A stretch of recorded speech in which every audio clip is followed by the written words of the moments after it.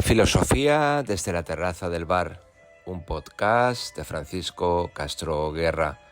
Capítulo 3. Aristóteles, el filósofo de la naturaleza y la razón. Hola, bienvenidos de nuevo a este podcast de filosofía donde exploramos los conceptos y las ideas que han dado forma a nuestra manera de pensar y de vivir.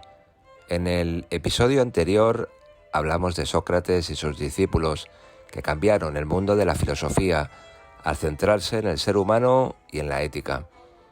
En este episodio vamos a conocer a Aristóteles, que fue el alumno más destacado de Platón y el maestro de Alejandro Magno.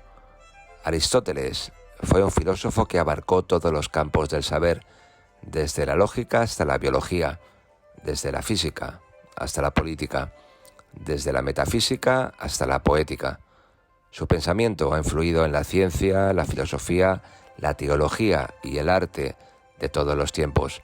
Acompáñanos en este recorrido por la filosofía aristotélica, desde el Liceo hasta el universo helenístico.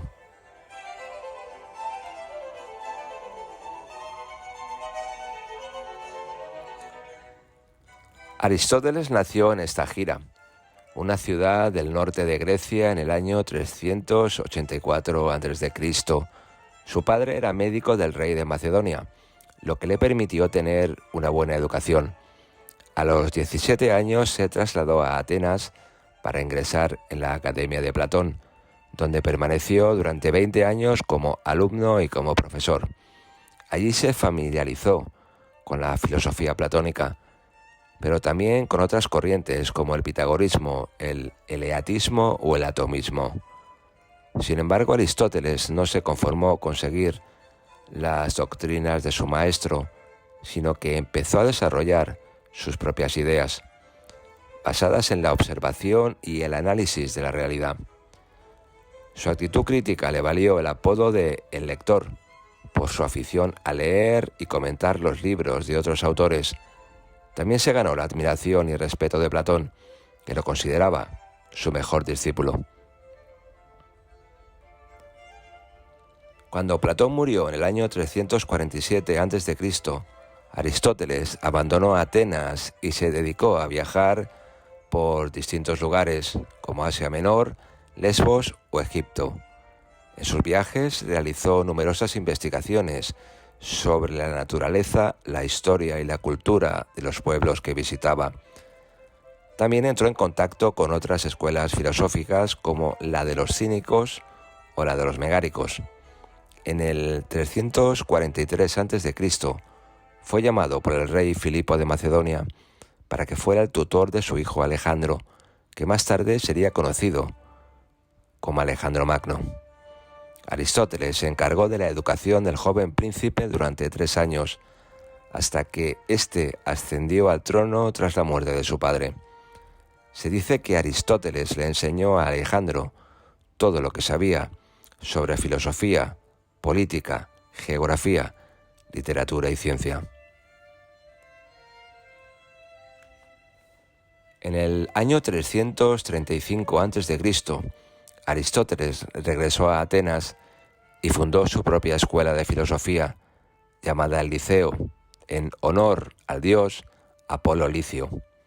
Allí impartió clases durante 12 años, rodeado de un grupo selecto de discípulos y colaboradores, entre los que destacaban Teofrasto, Eudemo, Estratón o Aristóxeno. El Liceo se convirtió en un centro de investigación y enseñanza sin precedentes, que abarcaba todas las ramas del saber humano. Los miembros del Liceo solían pasear por los jardines mientras dialogaban sobre diversos temas, por lo que se les llamó los peripatéticos, que significa los que pasean. Aristóteles también escribió la mayor parte de sus obras durante este periodo, aunque muchas de ellas se han perdido o han llegado hasta nosotros de forma fragmentaria. La situación de Aristóteles cambió radicalmente cuando Alejandro Magno murió en el año 323 a.C. Los atenienses, que habían sufrido la dominación macedonia, se rebelaron contra sus gobernantes y desataron una ola de violencia contra los partidarios de Alejandro. Aristóteles, que era considerado uno de ellos por su origen macedonio y por su relación con el rey, fue acusado de impiedad y de introducir cultos extranjeros. Temiendo correr la misma suerte que Sócrates, decidió huir de Atenas y refugiarse en Calcis, una ciudad de la isla de Eubea. Allí murió al año siguiente, en el 322 a.C., a causa de una enfermedad estomacal. Antes de morir, designó a Teofrasto como su sucesor al frente del Liceo.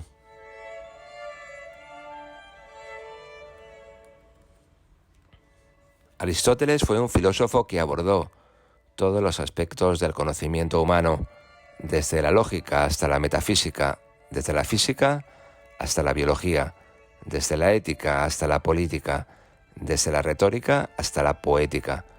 Su obra se caracteriza por su rigor metodológico, su amplitud temática y su profundidad conceptual. Aristóteles no se limitó a recoger y comentar las ideas de sus predecesores, sino que las sometió a una crítica sistemática y las reformuló a la luz de sus propias observaciones y razonamientos. Así, creó un sistema filosófico original y coherente que ha sido fuente de inspiración para muchos pensadores posteriores. Uno de los aspectos más importantes de la filosofía de Aristóteles es su teoría del conocimiento, que se basa en la experiencia y en la razón. Según Aristóteles, el conocimiento se adquiere a partir de los datos que nos proporcionan los sentidos, que son los que nos ponen en contacto con la realidad. A partir de esos datos, la mente humana es capaz de formar conceptos universales, que son las representaciones mentales de las esencias o naturalezas de las cosas. Estos conceptos se organizan en juicios, que son las afirmaciones o negaciones sobre las cosas, y en razonamientos, que son las inferencias o deducciones que se hacen a partir de los juicios. El instrumento que nos permite razonar correctamente es la lógica, que es la ciencia que estudia las formas válidas del pensamiento. Aristóteles fue el creador de la lógica formal, que se basa en el análisis de los silogismos, que son los razonamientos compuestos por dos premisas y una conclusión. Otro aspecto fundamental de la filosofía de Aristóteles es su teoría del ser, que se expone en su obra Metafísica. Aristóteles define el ser como aquello que es, que existe o que puede existir. Sin embargo, el ser no se dice de una sola manera, sino que tiene distintas categorías o modos de ser. La categoría principal es la sustancia, que es aquello que existe por sí mismo y no en otro. Las demás categorías son los accidentes, que son aquello que existe en otro y no por sí mismo. Los accidentes son 9: cantidad, cualidad, relación, lugar, tiempo, posición, estado, acción y pasión. Además de las categorías, Aristóteles distingue entre el ser en acto y el ser en potencia. El ser en acto es aquello que es o existe realmente. El ser en potencia es aquello que puede llegar a ser o existir. Por ejemplo, una semilla es un árbol en potencia, pero no en acto. El paso del ser en potencia al ser en acto se llama movimiento o cambio y requiere la intervención de una causa o principio. La teoría del ser de Aristóteles implica también una teoría de las causas, que son los principios o razones por las que las cosas son o se mueven. Aristóteles distingue 4 tipos de causas: la causa material, que es la materia de la que está hecha una cosa; la causa formal, que es la forma o esencia de una cosa; la causa eficiente, que es el agente que produce una cosa; y la causa final, que es el fin o propósito de una cosa. Por ejemplo, la causa material de una estatua es el bronce. La causa formal es la figura del dios. La causa eficiente es el escultor. Y la causa final es la belleza o el culto. Aristóteles considera que la causa final es la más importante porque explica el sentido y el orden de las cosas. Así sostiene que todo tiende a su perfección o a su bien y que existe un primer motor inmóvil, que es Dios, que mueve todo lo demás por atracción, como el amado mueve al amante.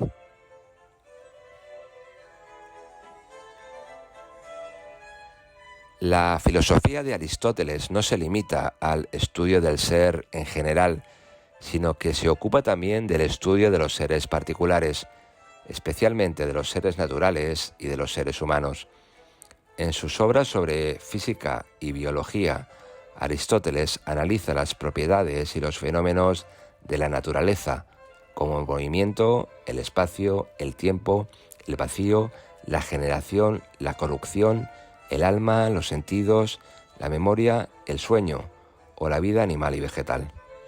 Aristóteles fue un gran observador y clasificador de los seres vivos y estableció criterios para diferenciar las distintas especies según sus características y funciones. También fue el primero en plantear una teoría de la evolución, según la cual los seres vivos se originan a partir de otros más simples por medio de la generación espontánea. En sus obras sobre ética y política, Aristóteles reflexiona sobre la naturaleza y el destino del ser humano, que es un animal racional y social. Según Aristóteles, el fin último del ser humano es la felicidad, que consiste en el ejercicio de la virtud. La virtud es un hábito o disposición adquirida por el aprendizaje y la práctica, que nos permite actuar conforme a la razón y al justo medio entre los extremos. Así, por ejemplo, la virtud de la valentía es el justo medio entre la cobardía y la temeridad. Aristóteles distingue entre las virtudes éticas o morales, que se refieren a las acciones voluntarias y al carácter, y las virtudes dianéticas o intelectuales, que se refieren a las facultades racionales y al conocimiento. Entre estas últimas destaca la sabiduría práctica o prudencia, que nos permite deliberar y elegir correctamente, y la sabiduría teórica o contemplativa, que nos permite alcanzar el conocimiento más elevado y divino.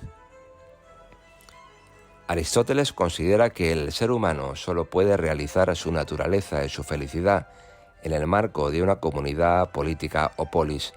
La polis es una asociación natural y necesaria para el ser humano, que nace con una tendencia a vivir con otros. El fin de la polis es el bien común o el bien de todos los ciudadanos. El ciudadano es aquel que participa activamente en los asuntos públicos y en el gobierno de la polis. El gobierno es la forma en que se organiza el poder político en una polis. Aristóteles distingue tres formas puras o justas de gobierno: la monarquía, el gobierno de uno solo; la aristocracia, el gobierno de los mejores; y la democracia, el gobierno del pueblo. También distingue tres formas impuras o injustas de gobierno: la tiranía, que es la degeneración de la monarquía; la oligarquía, que es la degeneración de la aristocracia; y la demagogia, que es la degeneración de la democracia. Aristóteles no se decanta por ninguna forma pura de gobierno como ideal, sino que propone una forma mixta o moderada que combine elementos de las distintas formas puras y que se adapte a las circunstancias de cada polis. Aristóteles también se interesó por otras manifestaciones del espíritu humano como el arte, la literatura, la retórica o la poesía. En sus obras sobre estos temas, Aristóteles muestra su capacidad de análisis y de crítica y establece principios y normas que han sido seguidos por muchos autores y creadores a lo largo de la historia. Por ejemplo, en su Poética, Aristóteles define la poesía como una imitación de la acción humana y distingue entre los distintos géneros poéticos según el medio, el objeto y el modo de imitación. Así, por ejemplo, la tragedia es una imitación de acciones nobles y elevadas realizada mediante el lenguaje, la música y el espectáculo, mientras que la comedia es una imitación de acciones bajas e inferiores realizadas mediante el lenguaje. Aristóteles también explica los elementos y las partes de la tragedia, como el argumento, los caracteres, el pensamiento, el lenguaje, la música y el espectáculo, y señala las cualidades que debe tener una buena tragedia, como la unidad de acción, el verosímil y lo necesario, o la catarsis o purificación de las emociones. Espero que hayas disfrutado de este podcast de filosofía donde hemos explorado los conceptos y las ideas que han dado forma a nuestra manera de pensar y de vivir. Si te ha gustado, no olvides suscribirte y compartirlo con tus amigos. Nos vemos en el próximo episodio, donde hablaremos de las escuelas helenísticas y su filosofía. Un saludo y hasta pronto.